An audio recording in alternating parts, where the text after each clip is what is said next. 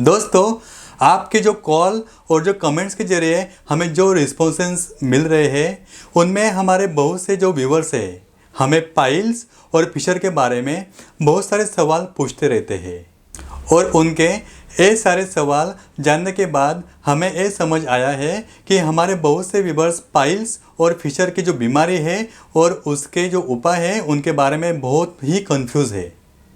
Viewers ये जानना चाहते हैं कि क्या पाइल्स और फिशर एक जैसी ही बीमारी होती है। अगर किसी को पाइल्स की समस्या हो गई है तो क्या उसे फिशर भी हो सकता है, या अगर किसी को फिशर की समस्या है तो क्या उसे पाइल्स भी हो सकता है। क्या हम पाइल्स और फिशर के लिए एक ही इलाज कर सकते हैं? दोस्तों, मैं जानता हूँ कि आपके मन में भी पाइल्स और फिशर को लेकर ऐसे कई सारे सवाल होंगे, तो आज हम उन्हीं सवालों के जवाब इस वीडियो की मदद से जानने की कोशिश करेंगे और पाइल्स यानी बवासीर और फिशर इन दोनों की जो बीमारी का फ़र्क डिटेल में जान पाएंगे। पाइल्स लेजर ये चैनल सब्सक्राइब करें, बेल आइकॉन पर क्लिक करें तथा लाइक और शेयर करें, पाइल्स से हमेशा के लिए छुटकारा पाए। मैं doctor Deepak Chaudhary, professional proctologist and practising since last 12 years at piles laser centre, Dadar, Mumbai. मैं आपका जो हमारे पाइल्स लेजर इस यूट्यूब चैनल पर स्वागत करता हूं। दोस्तों, हमारी बिगड़ी हुई जो लाइफस्टाइल है और आदतों की वजह से आजकल समाज में लगभग 50% लोगों में जो गुदद्वार की समस्या पाई जाती है। अपने लाइफ टाइम में जो कई लोगों को पाइल्स, फिशर या फिस्टुला जैसे की समस्या का सामना करना ही पड़ता है, लेकिन अपनी बीमारी को ये लोग ठीक से समझ नहीं पाते हैं और गलत सलत उपाय करके जो अपनी ही परेशानी को और आगे बढ़ाते हैं। ऐसा करने से आपकी बीमारी और बढ़ सकती है। इसलिए कोई भी उपाय करने से पहले हमें अपनी जो बीमारी के बारे में जान लेना चाहिए। तो चलिए अब हम जानते हैं कि पाइल्स और फिशर में फ़र्क क्या होता है। शुरुआत करते हैं दोस्तों फिशर के लक्षण जानकर।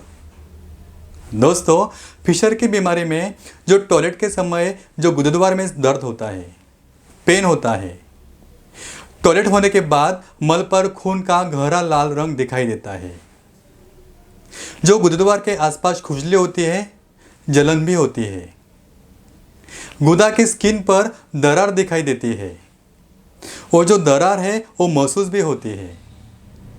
गुदद्वार में फिशर के पास जो स्किन खून की तरह रेडिश दिखाई देती है। दोस्तों, अगर आपके जो गुदद्वार में आपको ये सारे लक्षण दिखाई दे रहे हो तो आपको फिशर होने की संभावना हो सकती है। अब दोस्तों आइए हम फिशर की तरह पाइल्स के लक्षण को भी समझ लेते हैं। जो पाइल्स में जो मलद्वार के पास जो नसें होती है, सबसे पहले उनमें सूजन हो जाती है। उसके बाद जो नसों का फूला हुआ भाग जो गुदद्वार के नीचे की तरफ लटकने लगता है, जिसे हम गुदा के अंदर महसूस कर सकते हैं, जिसे हम मस्सा कहा जाता है या मस्सा हम कहते हैं। ये मस्सा अब ज़्यादा बढ़ जाता है तब हमें उसे हाथ से छूकर महसूस भी कर सकते हैं, जिसके अंदर से बाद में खून भी निकलने लगता है। पाइल्स की वजह से पेशेंट को बहुत ज़्यादा दर्द भी महसूस होता है। दोस्तों, एक बात आप गार्ड बांध लीजिए कि जो पाइल्स में हमारे जो गुदा के अंदर जो नसें होती हैं वो नसों की बीमारी है और फिशर है हमारे गुदा की जो अंदरूनी स्किन होती है उस स्किन की बीमारी है। फिशर के अंदर सिर्फ गुदा के अंदर जो स्किन को दरार आती है उसमें मस्सा नहीं बनता। यही इन दोनों भी जो बीमारी में सबसे बड़ा जो फ़र्क है दोस्तों। इसका मतलब आप ये समझ ही गए होंगे कि जो फिशर और पाइल्स पूरी तरह से अलग अलग बीमारियाँ हैं, अलग अलग डिसीज़ है। दोनों बीमारियों का स्वरूप भी अलग अलग है, इसलिए दोनों बीमारियों की जो लाइन ऑफ ट्रीटमेंट भी अलग अलग होती है दोस्तों। लेकिन दोनों भी जो बीमारियों का जो रूट कॉज है वो एक ही है। ये दोनों भी बीमारी होने के पीछे को जो मूल है, जो मूल कारण होता है वो एक ही है और उसका जो कारण है वो है कब्ज, यानी हम उसे कॉन्स्टिपेशन भी कहते हैं। इस वजह से जो प्रोफेशनल प्रोक्टोलॉजिस्ट आपकी जो बीमारी है वो जड़ से ख़त्म करने के लिए और कब्ज का इलाज करने के लिए आपको एक ही दवा सजेस्ट कर सकते हैं। लेकिन कब्ज की बीमारी को कम करने वाली मेडिसिन एक सपोर्टिंग दवा होती है। दोस्तों, अगर आपको कोई ये कह रहा है कि ये जो दोनों बीमारियां बिल्कुल एक जैसी हैं और इन पर हम एक जैसी ट्रीटमेंट कर सकते हैं, तो दोस्तों वो पर्सन है वो आपको गलत इन्फॉर्मेशन दे रहा है। अगर आप फिशर और बवासीर के लिए अगर एक ही तरीके का ट्रीटमेंट कर रहे हैं तो आपकी बीमारी ठीक होने के बजाय और बढ़ भी सकती है।